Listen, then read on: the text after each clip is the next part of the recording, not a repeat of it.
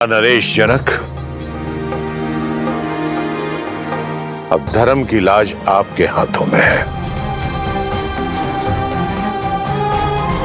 आप जो भी निर्णय लेंगे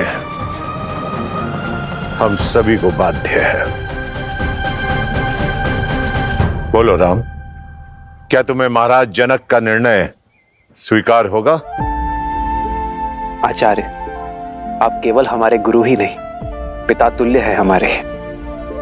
आप धर्मात्मा हैं। आप जो भी निर्णय लेंगे वो मुझे सहर्ष स्वीकार होगा। भरत, तुम्हें तो कोई आपत्ति नहीं है? नहीं गुरुदेव। महाराज जनक धर्मात्मा ही नहीं, हमारे धर्म पिता भी है। किंतु एक विनती है इनसे कि निर्णय लेते समय धर्म के साथ मेरे प्रेम का भी मान रखिएगा। बताइए राजा जनक, क्या निर्णय है आपका?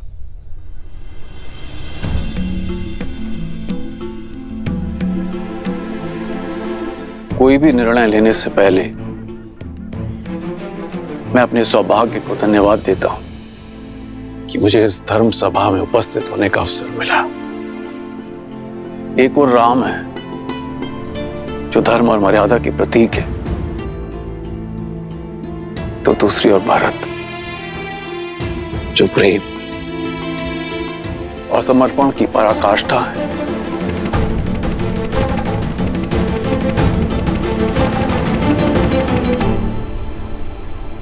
हे महादेव, ये निर्णय कठिन है। मुझे सद्बुद्धि देना, प्रेरणा देना, ताकि मैं उचित निर्णय ले सकूं। हर हर महादेव।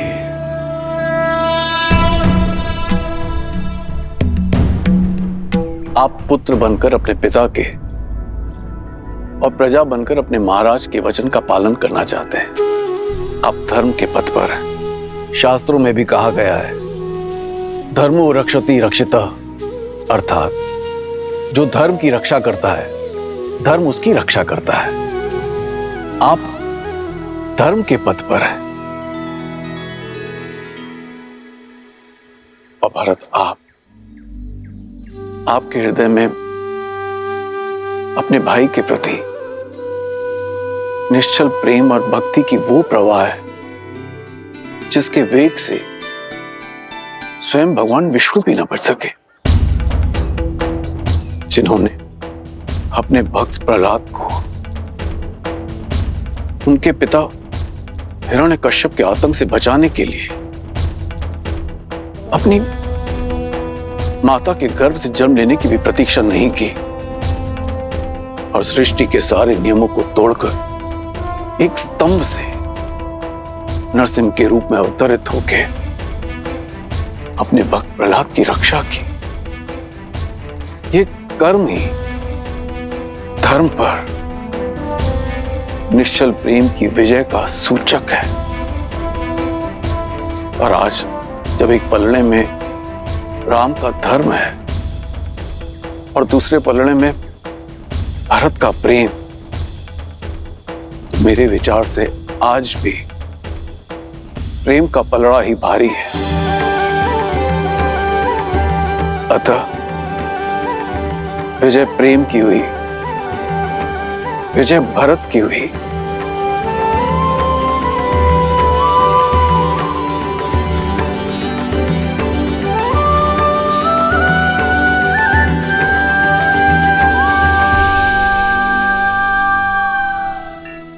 इसका अर्थ है कि मैं अपने भैया को अयोध्या ले जा सकता हूं, अपनी इच्छा पूर्ण कर सकता हूं। किंतु प्रेम के भी अपने कुछ नियम होते हैं कुमार। प्रेम में पहले उनके विषय में सोचा जाता है जिनसे हम प्रेम करते हैं। प्रेम में स्वार्थ नहीं, समर्पण का सहारा लिया जाता है, ना कि अपनी इच्छा पूर्ति का। इसीलिए मेरा परामर्श आपसे यह है कि आप निस्वार्थ भाव से, निश्चल प्रेम से स्वयं श्री राम से पूछें कि उनका निर्णय क्या है, उनकी प्रसन्नता किसमें है। फिर वो जो भी निर्णय लें उसे आप प्रेम पुष्प की तरह हृदय से स्वीकार करें। यही मेरा परामर्श है और यही मेरा निर्णय भी। महाराजा जनक, आपका कोटि कोटि धन्यवाद। निश्चल और निस्वार्थ के प्रेम की परिभाषा आज समझ आई मुझे, और इसके लिए भरत आपका सदैव आभारी रहेगा।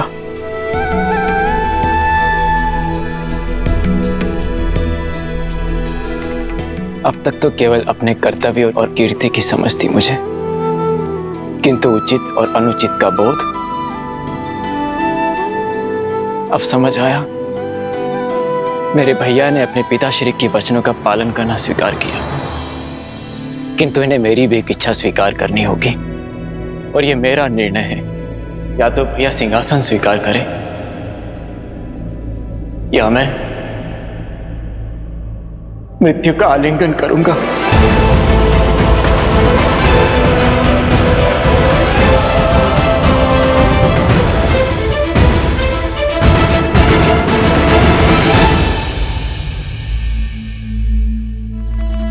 तुम्हारे प्रेम के वेग ने मुझे भी बहा दिया है भरत। तुम मुझे अयोध्या के राज सिंहासन पर बैठते देखना चाहते हो ना, तो वही सही। तुम्हारी प्रसन्नता के लिए मुझे वो भी स्वीकार है। सच भैया? हाँ भरत, किंतु पिताश्री के वचन को झुठलाने का साहस मुझ में अब भी नहीं है। मुझे 14 वर्ष का वनवास काट कर आने दो भरत। उसके बाद मैं तुमसे अयोध्या का राज सिंहासन स्वीकार कर लूंगा। तब तक अयोध्या का भार तुम्हारा हुआ मेरे भाई। आप महान है भैया, आप महान है। आपने अपने धर्म और मेरे प्रेम दोनों का मान रख लिया। कदाचित मेरे लिए इन पापों का यही दंड है कि 14 वर्षों तक आपके वियोग की असहनीय पीड़ा को मुझे सहना होगा भैया।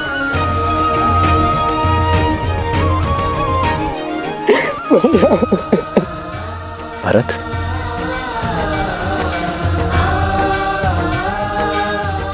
क्या हृदय भी कभी शरीर से भिन्न होता है भरत?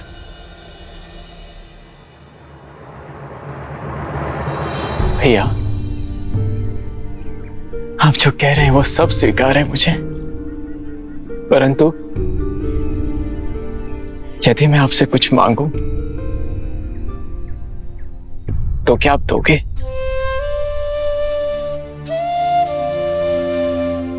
मेरे प्रिय भरत के लिए तो मेरे प्राण भी न्यौछावर है। बोलो भरत, क्या मांगना चाहते हो तुम? मुझे बस अपनी चरण पादुकाएं दे दीजिए।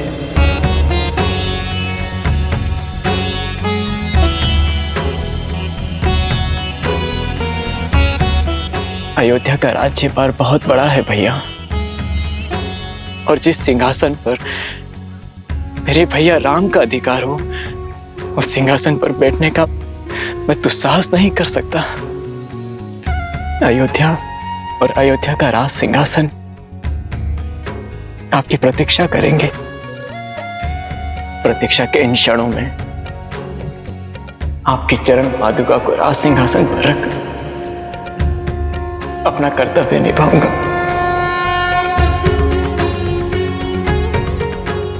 आपके पग धर्म के पथ पर है, और आपके चरणों में पड़ी पादुकाओं को राज सिंहासन पर रखने से हमारी अयोध्या से धर्म का लोप नहीं होगा भैया।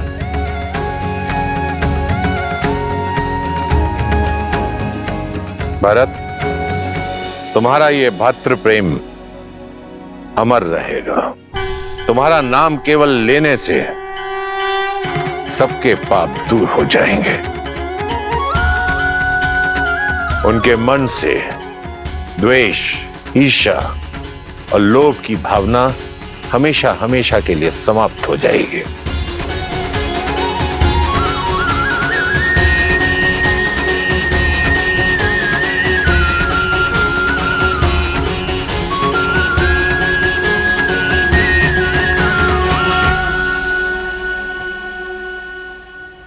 आदर्श और मर्यादा की है ये कथा महापावनम। काटे मद श्री से मिला दे श्रीमद् रामायणम, श्रीमद् रामायणम, श्रीमद् रामायणम। इन पर अपने पैर रख के इसे पवित्र कर दीजिए भैया। श्री राम, श्री राम, श्री श्री राम, श्री राम, श्री राम।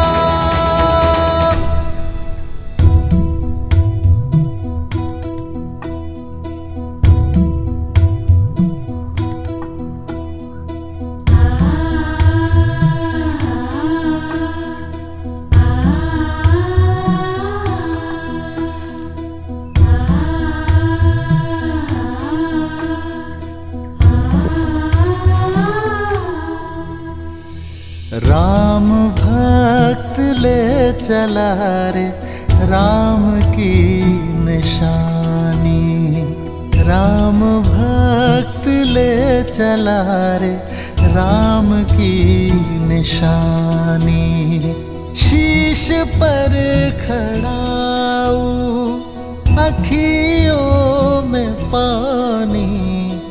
राम भक्त ले चला रे राम की निशानी। आपके आदेश का पालन कर रहा हूं भैया। न जाने किस जन्म का दंड भोगूंगा मैं इन 14 वर्षों के वियोग में, किंतु स्मरण रहे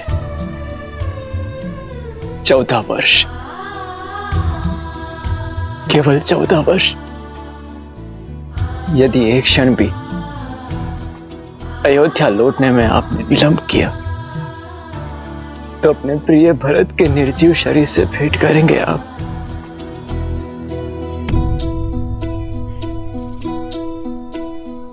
शीश खड़ाऊ ले चला ऐसे राम सिया जी संग हो जैसे। शीश खड़ाऊ ले चला ऐसे राम सिया जी संग हो जैसे। अब इनकी छाँव में रहेगी राजधानी। राम भक्त ले चला रे राम की निशानी। राम भक्त ले चला रे राम की निशानी।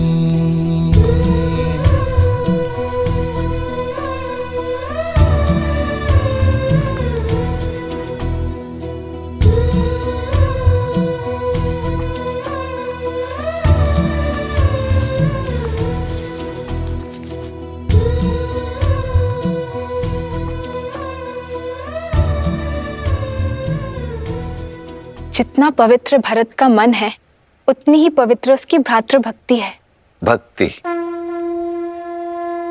क्या है? भक्ति देवी, भक्ति वास्तव में एक व्यक्ति का दूसरे व्यक्ति के प्रति विश्वास ही तो है। वो विश्वास जिसे समय और परिस्थिति बदल ना पाए।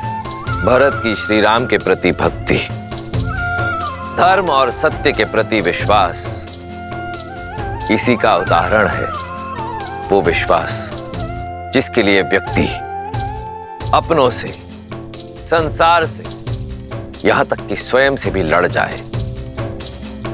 भरत की श्री राम के प्रति भक्ति, उनके प्रति विश्वास ही भरत को आदर और सम्मान की मूर्ति बना देता है। सत्य कहा आपने। ऐसे प्रेम का भला कोई शत्रु कैसे हो सकता है? भरत से बड़ा भक्त इस संसार में कोई अन्य हो ही नहीं सकता। सत्य कहा आपने देवी। वास्तव में इस संसार में भरत से बड़ा और कोई भक्त नहीं, सिवाय एक के। अर्थात जहां एक और भरत ने श्री राम की सेवा के लिए अपना समस्त जन्म दिया, वहीं कोई और भी था जिसने केवल श्री राम की सेवा के लिए जन्म लिया, जो भक्ति में भरत से कम नहीं था और बल और साहस में इस ब्रह्मांड में अद्वितीय था। कौन है वो? पहेलियां मत बुझाइए। पहेलियां नहीं देवी, यह सत्य है। भरत से बड़ा राम भक्त यदि कोई है तो वो केवल शिव है। और यही कारण है कि मेरे एकमात्र अंशावतार ने राम काल में ही धरती पर जन्म लिया, ताकि वो श्री राम और रावण की इस महान गाथा का अभिन्न अंग बन सके। अंशावतार? हां देवी, मेरा अंशावतार, जिसे ये संसार कभी प्रेम से, कभी भय से, तो कभी भक्ति से, भिन्न भिन्न नामों से पुकारेगा। अंजनाद्री में जन्मे माता अंजनी के पुत्र अंजनेय, पवन सुत हनुमान, पवन सुत हनुमान। परंतु अभी मेरा यह अंशावतार कहीं प्रतीक्षारत है अपने प्रभु श्री राम से मिलन के लिए। जय महावीर हनुमान, जय जय पवन पुत्र हनुमान।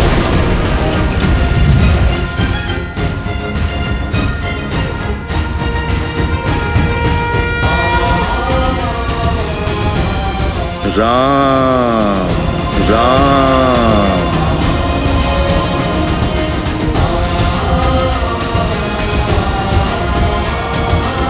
राम राम। बजरंग बली हनुमान, जय जय महाबली हनुमान। राम राम।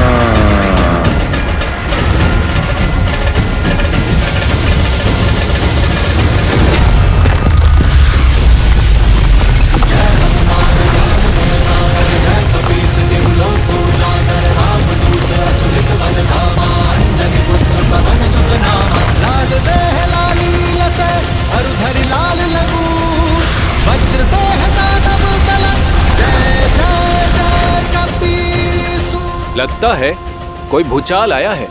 ये महाराज सुग्रीव के सेनापति हनुमान किसी भूचाल से कम है क्या? राम राम।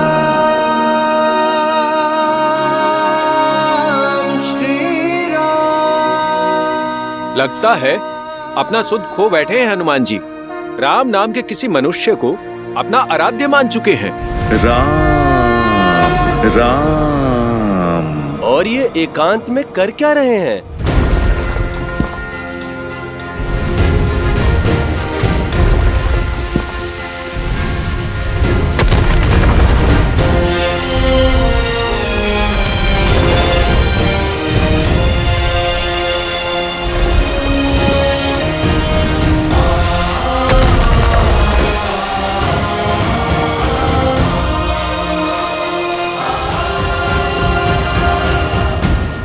जाने राम नाम का जाप क्या क्या करवाएगा इनसे।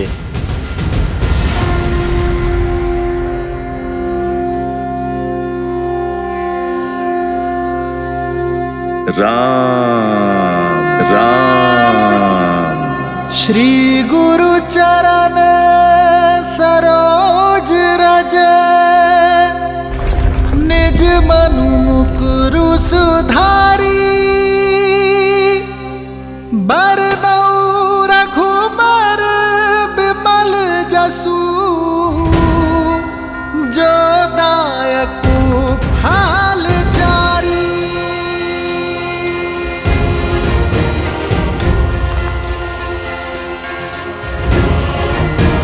जय महावीर हनुमान, जय जय पवन पुत्र हनुमान।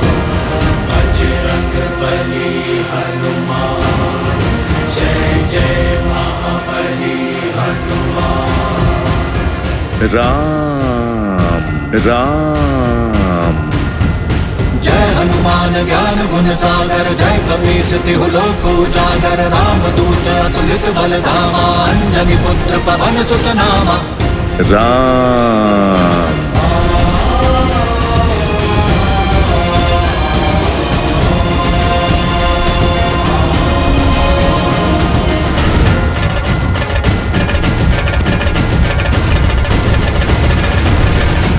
देह लाली लसे धरि लाल लगू, वज्र देह दानव दलत।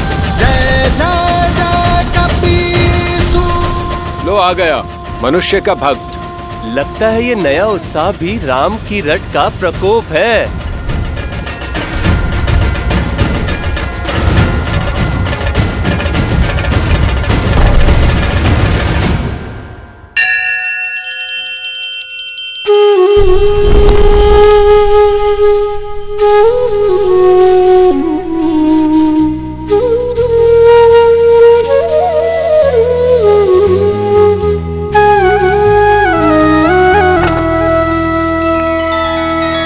श्री रामचंद्र कृपालु भजु मन हरण भव भय दारुणम। नव कंज लोचन कंज मुख कर कंज पद कंजारुणम। कंदर्प अगणित अमित छवि नव नील नीरज सुंदरम। पट पीत मानहु तड़ित रुचि सुचि नौमि जनक सुतावरम। श्री राम श्री राम श्री राम श्री राम श्री राम श्री राम श्री राम श्री राम श्री राम श्री राम श्री राम श्री राम श्री राम श्री राम श्री राम श्री राम।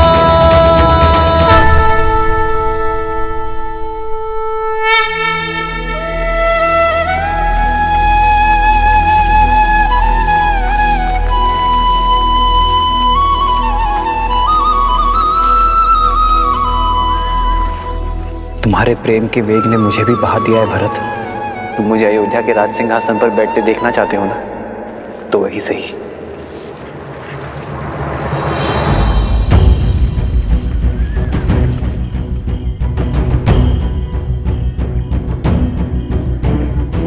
मुझे 14 वर्ष का वनवास काट कर आने दो भरत। उसके बाद मैं तुमसे अयोध्या का राज सिंहासन स्वीकार कर लूंगा। तब तक अयोध्या का भार तुम्हारा हुआ मेरे भाई।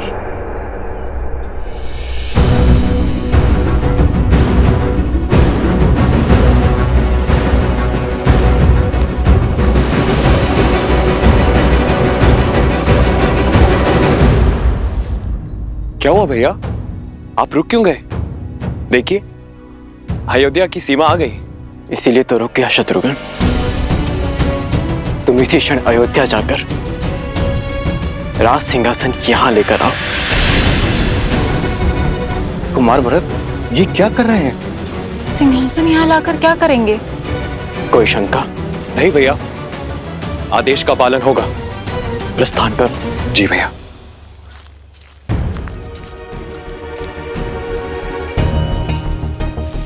भरत, हम यहाँ क्यों खड़े हैं? अयोध्या क्यों नहीं जा रहे? अपनी माता के पापों का प्रायश्चित करने का प्रयास कर रहा हूं मैं।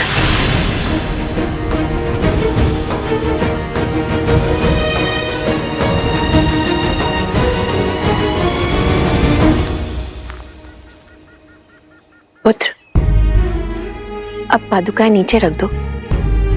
कब से ऐसे ही हो? कुछ क्षण सांस ले लो और मुझे बताओ, उलझन क्या है? नहीं माता, ये पादुकाएं मैं नीचे नहीं रख सकता। मेरे राम भैया की ये पादुकाएं भरत के जीवित रहते तो भूमि पर नहीं रखी जाएगी। इन्हें इनके उचित स्थान पर रखना होगा। उसके पश्चात मैं आपसे जी भर के वार्तालाप कर सकता हूं, किंतु इस क्षण नहीं।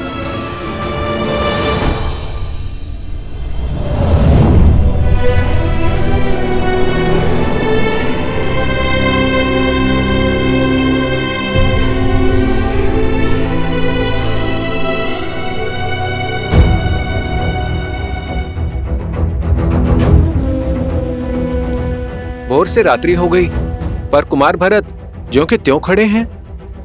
हाँ सही कह रहे हो। ना तो श्री राम जी की पादुका नीचे रख रहे हैं और ना ही अयोध्या में प्रवेश कर रहे हैं। ना जाने क्या करने वाले हैं कुमार भरत।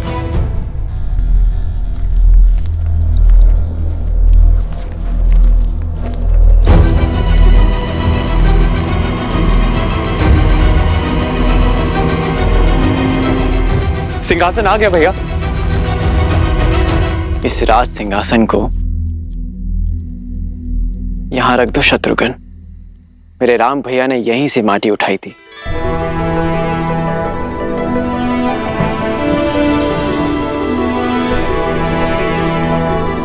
एक राजा का कर्तव्य अपने अंतिम श्वास तक अपनी प्रजा की सेवा करना होता है और अपनी अंतिम सांस छोड़ने से पहले अपनी प्रजा और सिंहासन के लिए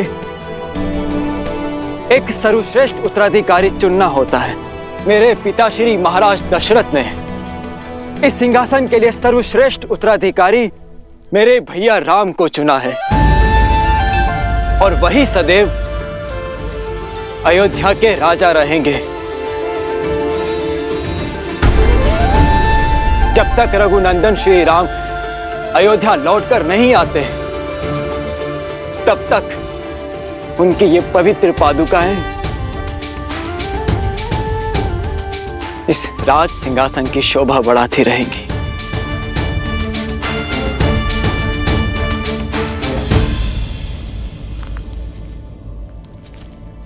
पुत्र भरत, ये तुम राजमहल में भी तो कर सकते थे।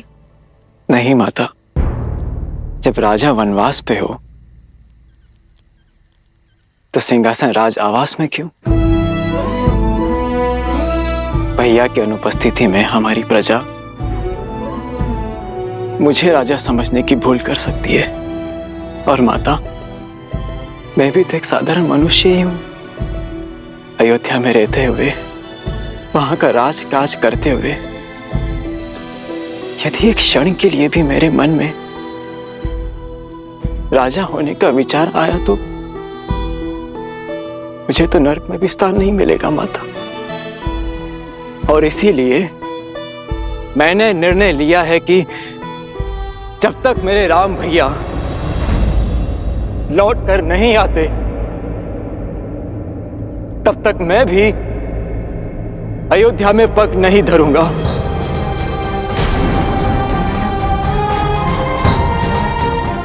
यही नंदीग्राम में रह के उनकी आज्ञा का पालन करूंगा, अपने भैया का दिया हुआ दायित्व निभाऊंगा, आप सबकी सेवा करूंगा और आप सब भी अपना कर्तव्य मत भूलिएगा। मत भूलिएगा कि अयोध्या पर केवल हमारे श्री राम का अधिकार है और मैं अयोध्या अपने महाराज के साथ ही लौटूंगा 14 वर्षों के बाद।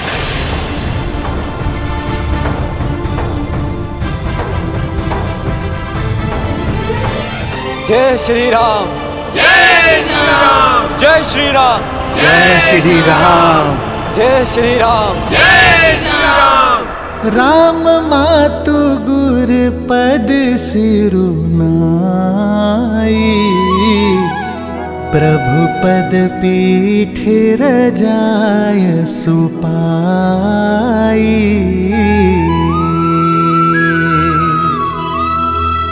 नंदी गाँव करी परन कुटीरा किन्हनिवा सुधर मधुर धीरा।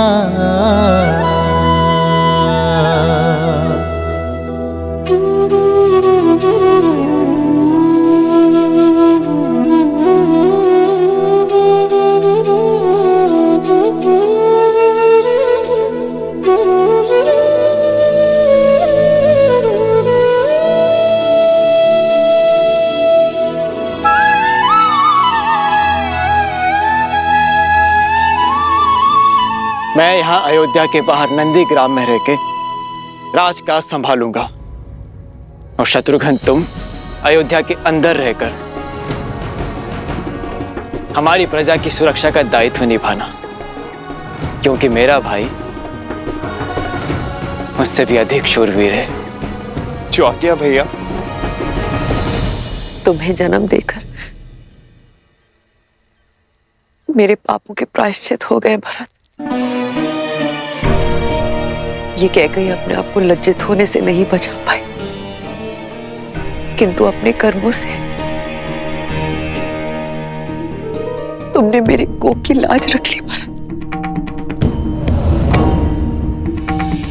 मुझे गर्व है भरत कि तुम मेरे पुत्र हो। मुझे गर्व है कि मैं तुम्हारी माता हूं भरत। गर्व तो आपको होना ही चाहिए महारानी, क्योंकि श्री राम आपको अपनी माता मानते हैं। क्षमा कर दिया उन्होंने आपको, परंतु कभी विचार कीजिएगा महारानी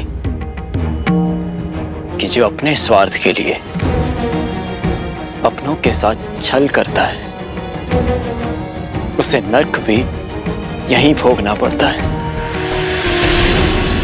आपने अपने पुत्र के सिंहासन के लिए मेरे श्री राम को वन भेजा, परंतु अब आपके पास क्या है? ना वो पुत्र जिसे आपने जन्म दिया और ना वो पुत्र जिसे आपने वनवास भेज दिया, और ना वो पति जिसके प्रेम के साथ आपने छल किया। मेरे राम भैया के पास माता सीता है, लक्ष्मण है। मेरे पास मेरे राम भैया का प्रेम और उनका आशीर्वाद है, किंतु आपके पास कुछ नहीं, खाली हाथ। वास्तविक वनवास तो आप भोगेंगी महारानी, 14 वर्षों तक महल की बंद दीवारों के बीच।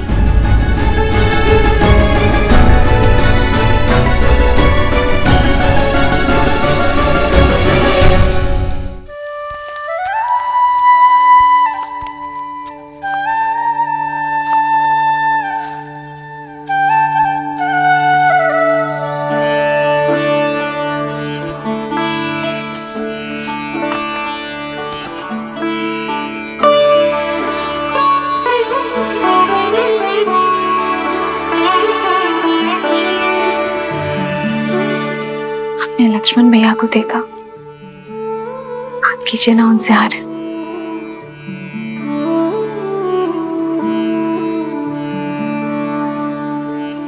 पहले परिवार से वियोग का दुख था, अब उनसे मिलने से कदाचित परिवार की स्मृतियां सता रही हूं।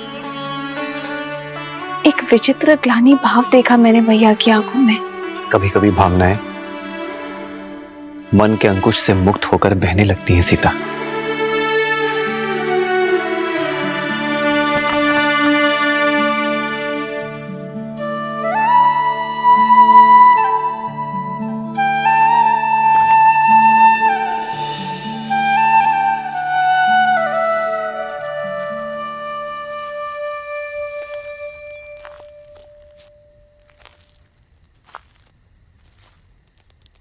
बैठो लक्ष्मण, बैठो।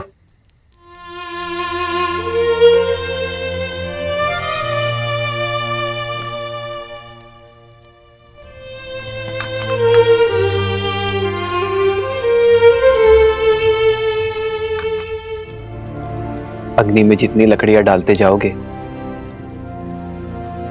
वो उतनी ही भड़कती जाएगी लक्ष्मण।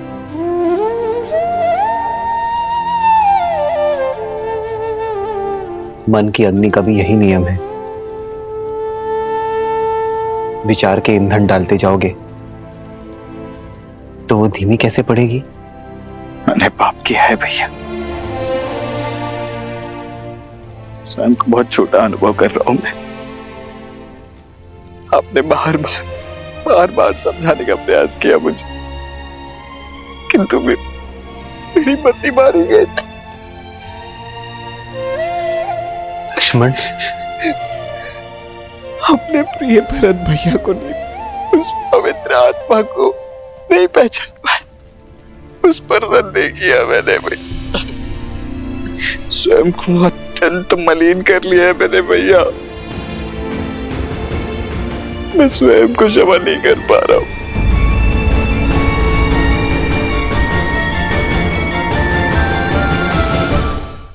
मुझे समझ नहीं आ रहा भैया कि मैं कैसे इस ग्लानि से निकलूं।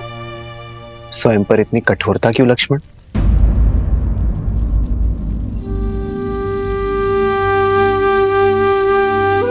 मेरे भाई ने कोई पाप नहीं किया है।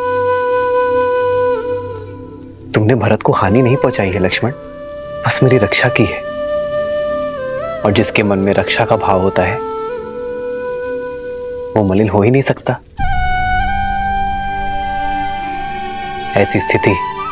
ऐसी परिस्थितियां ही तो हमें मनुष्य होने का आभास देती है लक्ष्मण। हमें बताती है कि हम सदैव उचित नहीं हो सकते। सीख देती है कि सोच समझकर, परिणाम विचार करके, शांत मन से निर्णय लेना यही जीवन है। भैया आप बस मुझे क्षमा कर दीजिए, बस एक बार मुझे क्षमा कर दीजिए। मैं आपको आश्वासन देता हूँ कि इसके पश्चात मैं श्रेष्ठ होने का पूर्ण प्रयास करूंगा भैया। आपकी भांति बनने का पूरा प्रयास करूंगा भैया। आप बस इसी प्रकार मेरा मार्गदर्शन करते रहिए। आदेश दीजिए मुझे भैया, मैं आपके किसी आदेश का उल्लंघन नहीं करूंगा, कभी नहीं करूंगा भैया। लक्ष्मण,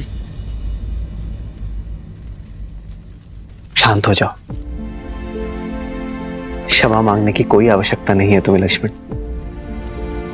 चित्रकूट रुकने का हमारा प्रयोजन सिद्ध हुआ लक्ष्मण।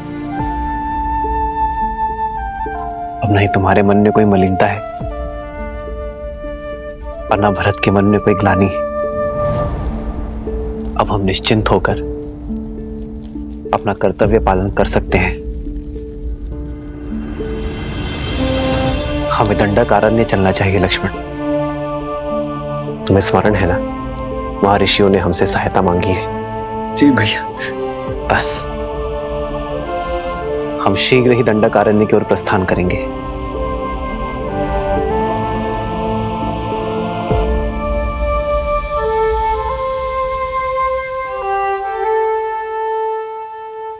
जीवन के पथ पर बिछे कांटों पर भी इतनी सरलता से कैसे चलते हैं श्री राम? देवी, जो संकट के समय में भी संयम रखे वही तो है राम। जिनके निर्णय स्वार्थ से मुक्त हो वही तो है राम। जो अपने आज से संसार के आने वाले कल को सुंदर बनाए वही तो है राम। जो अपने कर्म, अपने चरित्र से मर्यादा को परिभाषित करे परंतु स्वयं फिर भी सरल रहे वही तो है मर्यादा पुरुषोत्तम श्री राम। जब मेघ अपने भीतर भरे जल का स्वार्थ छोड़ उसे भूमि पर बरसाने के लिए सज्ज हो जाए तभी तो प्रकृति खिलती है। उसी प्रकार जब जब कोई मनुष्य अपने हित की चिंता छोड़ संसार के हित के विषय में सोचेगा, अपने कर्मों और चयन को समाज के उत्थान के साथ जोड़ेगा, तब तब उस मनुष्य के चरित्र में स्वयं श्री राम के चरित्र का पदार्पण होगा। जय श्री राम। जय श्री राम। अंजनी पुत्र की जय हो। सेनापति हनुमान, भारी संकट आन पड़ा है, आपकी आवश्यकता है।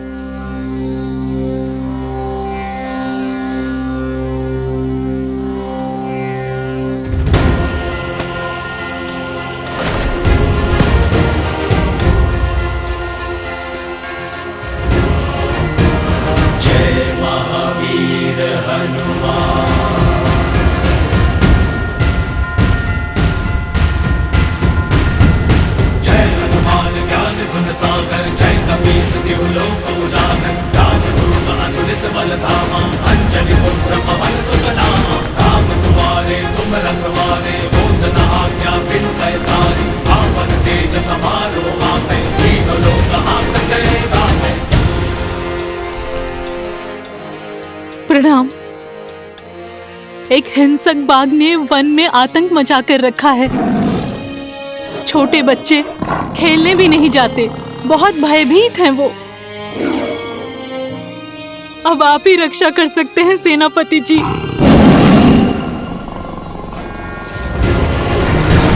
जय महावीर हनुमान, जय जय पवन पुत्र हनुमान।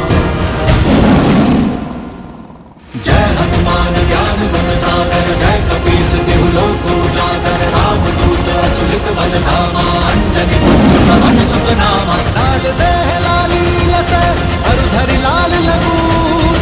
वज्र देह दानव तलत, जय जय जय कपीस।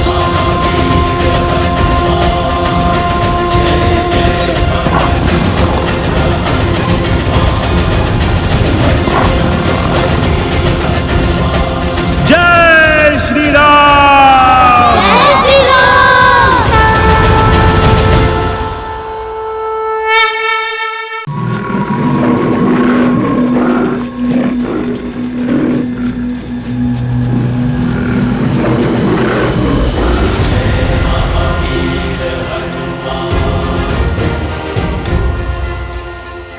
बालकों, किससे डर के भाग रहे थे? अच्छा हुआ हनुमान काका आप आ गए, हम तो बहुत डर गए थे। जब तक भय से भागोगे, भय तुम्हें भगाता रहेगा। पर हनुमान काका वो बाघ बहुत भयंकर है, वो वानर भक्षी हो गया है। हमारे खेलने के स्थान पे आ जाता है और हमें खाने का प्रयास करता है। कुमार अंगद, किष्किंधा के भविष्य हो तुम। मित्रों की रक्षा करने के स्थान पर यदि स्वयं डरकर भागोगे तो फिर क्या संदेश दोगे इस संसार को? पर हम उसका सामना कैसे करते? वो इतना विशाल और हम नन्हे वानर। पुत्र अंगद, मधुमक्खी भी तो नन्ही होती है, पर कोई भी उससे बैर नहीं लेता, क्योंकि वास्तविक सत्य शारीरिक नहीं मस्तिष्क में होती है। और फिर तुम्हारे पास एक और शक्ति भी है, संगठन की। तुम छोटे अवश्य हो, पर संख्या में बहुत हो, और बाघ तो अकेला है। यदि तुम मिलकर सामना करोगे तो बाघ तो क्या, बड़े बड़े राक्षस भी चित हो जाएंगे तुम्हारे सामने। पर कैसे? जब बल कम हो तो बुद्धि और एकता काम आती है। चलो योजना बनाते हैं। श्री हनुमान जी की जय। श्री हनुमान जी की जय। श्री हनुमान जी की जय। एक एक वानर एक एक वृक्ष पे होगा, अच्छे से दृष्टि रखेगा कि बाघ किस मार्ग से जा रहा है। जिस वानर के पास से वो निकले, वो वानर अपनी चित्कार से संकेत करेगा। सचेत करने के लिए केवल सचेत नहीं करना है, बाघ के पीछे चलकर बिना किसी ध्वनि के उसका पीछा करना है। पर चित्कार रुकनी नहीं चाहिए। पहले एक देगा, फिर दूसरा, और फिर तीसरा, और फिर सब अपनी चित्कार एक दूसरे की चित्कार में मिलाएंगे। फिर जब बाघ एक रिक्त स्थान पर आ जाए, सब एक साथ चित्कार दें और फिर कूद कर उसके सामने आ जाएं। वो दहाड़ेगा।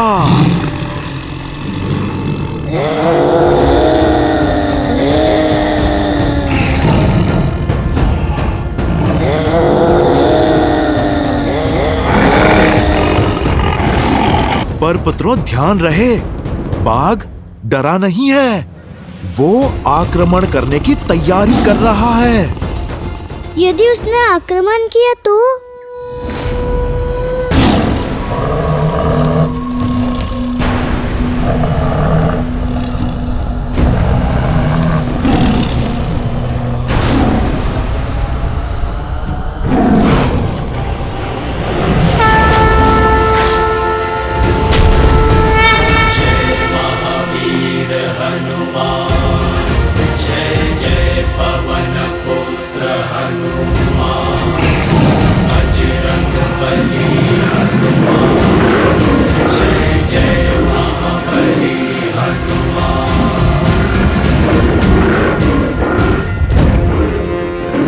कहा था ना, तब मैं आऊंगा।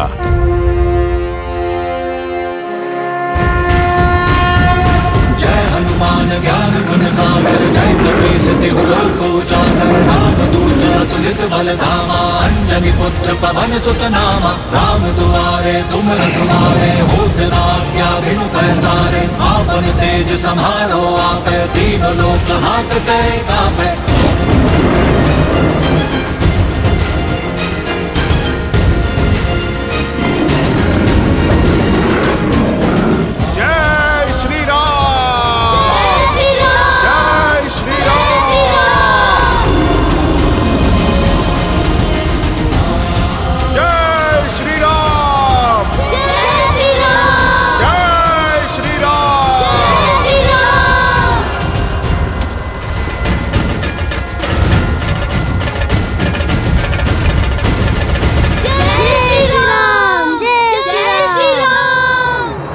अब समझे, सच्चा बल भुजाओं में नहीं, स्वयं पर किए गए विश्वास में है।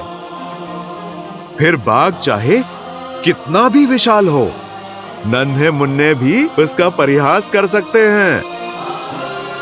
समझो, भय की आंखों में आंखें डाल के विश्वास से देखोगे, भय स्वयं दुम दबा के भाग जाएगा। पर ये विश्वास जगेगा कैसे हनुमान काका? भक्ति और शक्ति में संतुलन बनाना सीख जाओ। भक्ति तुम्हें धर्म से जोड़ती है और शक्ति कर्म से, और ये संगम जीवन के हर एक उतार चढ़ाव में तुम्हारा मार्गदर्शन करेगा। तो हमें भक्ति और शक्ति दोनों का पट दिखाइए। ठीक है, तो फिर आरंभ अखाड़े से करेंगे। तुम्हें कुश्ती कला में निपुण बनाकर शक्ति पाने के योग्य करूंगा और योग का ज्ञान सिखाकर सिद्धियां पाने का द्वार खोलूंगा।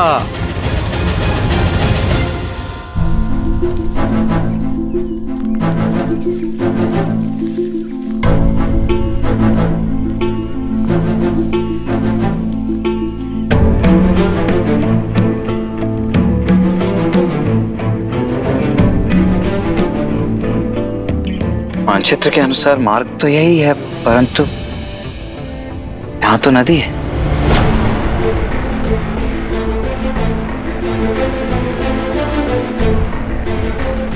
कदाचित हम मार्ग भटक गए हैं भैया।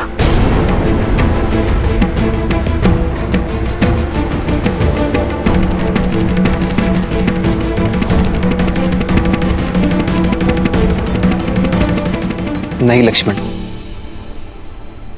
अब तक का मार्ग ऋषि भारद्वाज द्वारा दिए गए मानचित्र के अनुसार ही चुना है, अर्थात दंडकारण्य का मार्ग सामने ही होना चाहिए। परंतु यहाँ तो नदी है ना भैया, फिर कदाचित ऋषि भारद्वाज से मानचित्र बनाने में कोई त्रुटि हुई हो। नहीं लक्ष्मण, ऋषि भारद्वाज बहुत ज्ञानी और अनुभवी है। वर्षों बिताए हैं उन्होंने यहाँ, उनके ज्ञान पर संदेह करना उचित नहीं है। मार्ग हमारे सामने ही है लक्ष्मण। कदाचित हम उसे देख नहीं पा रहे हैं।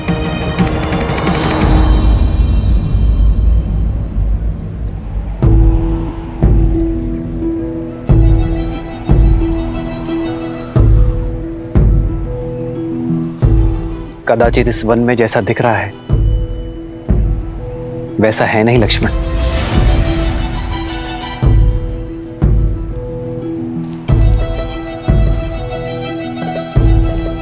संभल कर भैया, नदी गहरी प्रतीत हो रही है।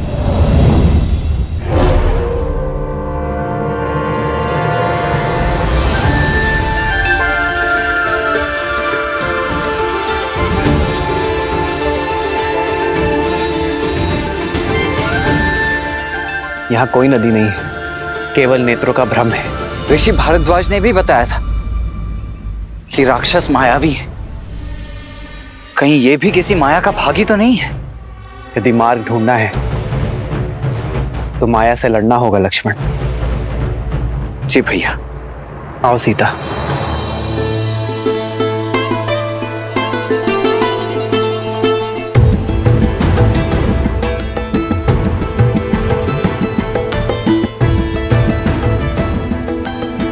आओ लक्ष्मण।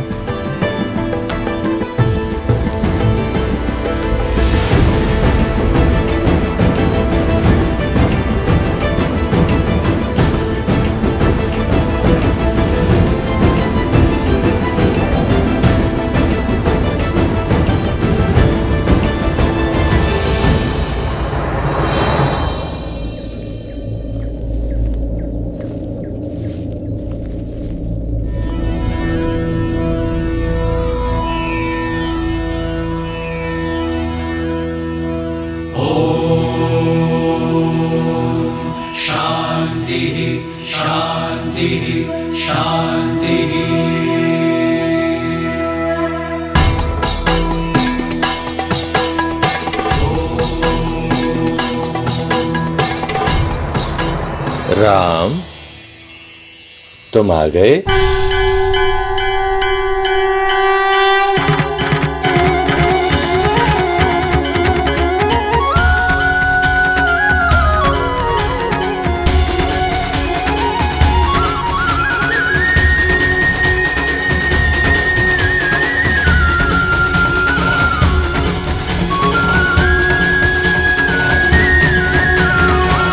आप हमें जानते हैं ऋषिवर?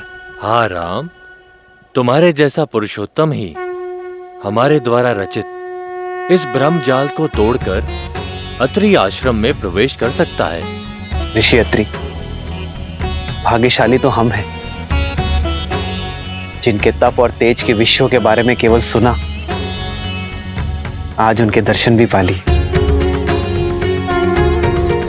प्रणाम ऋषिवर। यशस्वी भव, तुम्हारा शौर्य बना रहे। सौभाग्यशाली भव। ऋषिवर, यदि हमारे आगमन से आपका तप भंग हुआ है तो हमें क्षमा कर दीजिए। नहीं राम, तुम्हारे आने की प्रतीक्षा के लिए तो ये तप था, और तुम आ गए। अब ये संपूर्ण हो गया। हमारे आने की? हाँ, उन राक्षसों के अंत के लिए जिनका प्रवेश रोकने के लिए मैंने अपने आश्रम के चारों तरफ दृष्टि भ्रम उत्पन्न किया हुआ था। अब तुम आ गए, इसकी कोई आवश्यकता नहीं। बचपन से आपके तेज और माता अनुसुईया के तप की कथाएं सुनी है, आज दर्शन हुए। माता अनुसुईया के दर्शन की भी इच्छा थी मेरी। कहाँ है वो?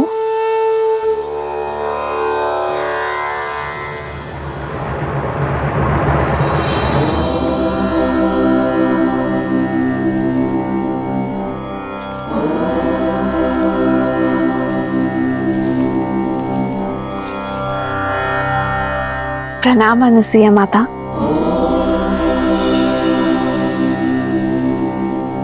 राम और लक्ष्मण का भी प्रणाम स्वीकार करें माता। आशीर्वाद मांगने के पूर्व मेरे एक प्रश्न का उत्तर दो राम। ये दंडक वन है, यहाँ पग पग पर उदंडी असुरों का वास है। ये एक सज्जन शीलवान स्त्री के लिए कोई स्थान नहीं। और यहाँ तुम अपनी कोमल पत्नी को लेकर आने की भूल कैसे कर सकते हो? ये सुरक्षित नहीं है राम। क्षमा करें माँ, पर मैं असुरक्षित नहीं। जैसे आपके पास आपकी सुरक्षा के लिए आपके तप का ताप है, उसी प्रकार मेरे पास मेरे पति हैं, मेरे श्री राम का कवच है, भैया लक्ष्मण की सुरक्षा है। जिस प्रकार आप इसी वन में अपने पतिव्रता के बल से अपने पति की संगिनी बनकर रह रही हैं, उसी से प्रेरणा लेकर ये सीता भी आपकी ही भांति अपने पति की यात्रा में उनका साथ देगी। ऋषि भारद्वाज के आदेश से पीड़ित ऋषियों के तारण के लिए हम दंडक वन की ओर बढ़ रहे हैं। कदाचित यही हमारे वनवास के लिए नियति का उद्देश्य है ऋषिवर। ऐसे में आपसे भेंट हमारे लिए आशीर्वाद है। हम आशा करते हैं कि आगे की परिस्थितियों, समस्याओं और उनके निवारण के लिए आप हमारे मार्गदर्शक बनेंगे। दंडकारण्य? क्या हुआ ऋषिवर? आप इतने चिंतित क्यों हो गए? दंडकारण्य कोई सामान्य वन नहीं है, सहस्त्र मायावी राक्षसों का गढ़ है राम।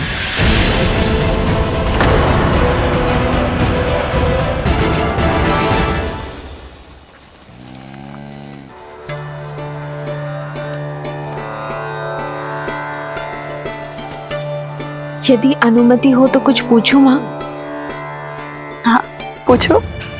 आपके तपोबल के विषय में बहुत सुना है माता गार्गी से। क्या सुना है? यही कि कैसे त्रिदेव ऋषियों का भेष धरकर आपके पतिव्रत की परीक्षा लेने आए थे और कैसे आपने एक असंभव चयन किया।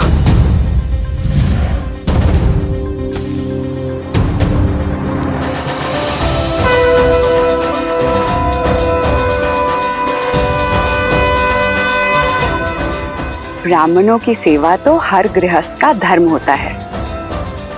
मैंने प्रयास किया है कि आपका हर संभव स्वागत कर सकूं। भोजन ग्रहण कीजिए देव। अवश्य देवी, परंतु बिना स्नान किए ये भोजन ग्रहण करना हमारे लिए वर्जित है। मैं अभी आप लोगों के स्नान का प्रबंध आश्रम के जलाशय में करवा देती हूँ। रुकिए देवी, धर्म कहता है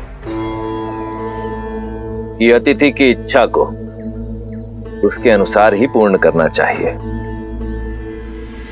हमारा कहने का आशय यह है कि यदि आप स्वयं अपने हाथों से हमें स्नान कराएंगे, तभी ये भोजन ग्रहण करना उचित होगा।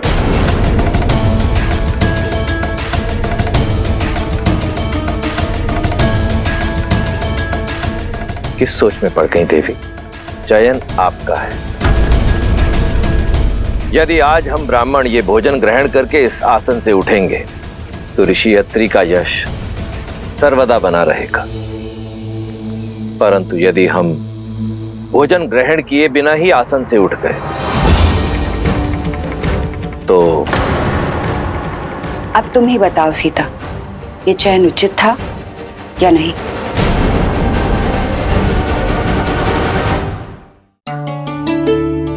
चयन कठिन अवश्य था। जिस संसार में एक स्त्री की पहचान उसका रूप और यौवन होता है, आपने अपनी बुद्धिमता और चतुराई से स्त्री की नई परिभाषा लिख दी है। एक ओर पतिव्रता धर्म था और दूसरी ओर अतिथि धर्म। एक को बचाती तो दूसरा टूट जाता।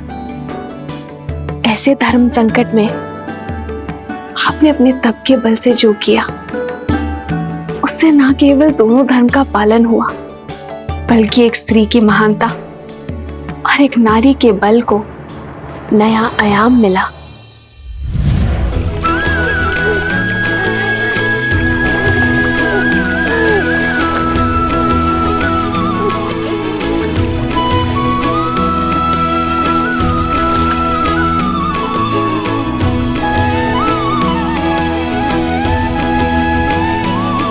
अब आपका स्नान संपन्न हुआ।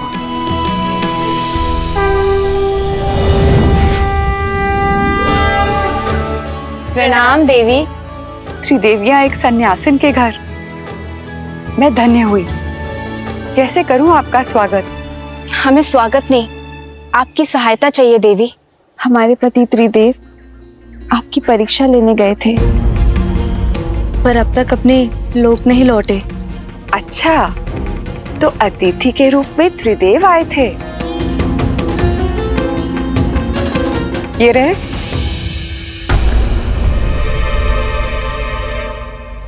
अपना अपना चुन लो।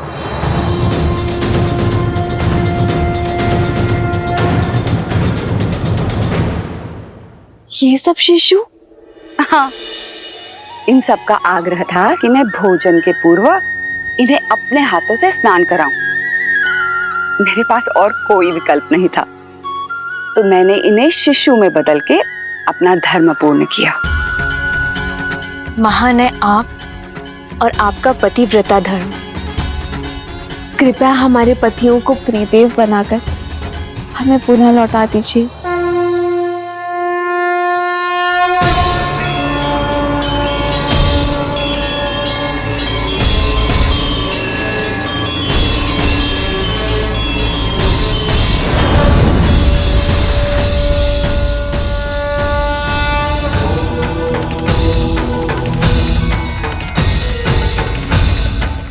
देवी अनुसूया, संसार में जब जब पतिव्रता धर्म की बात होगी, तब तब आपका उल्लेख अवश्य होगा। धन्य है आपका तप, आपका बल और आपका धर्म। और धन्य है हम माता कि हम जो जन्मे नहीं, उन्हें आपके रूप में माता का प्रेम और स्नेह मिला।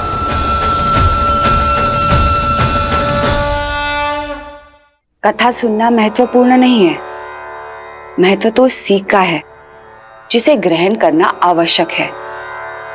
बताओ, तुमने क्या सीखा सीता? जो सीखा उसी का बल लेकर तो इस मायावी वन में आ सकी हूं मैं माता।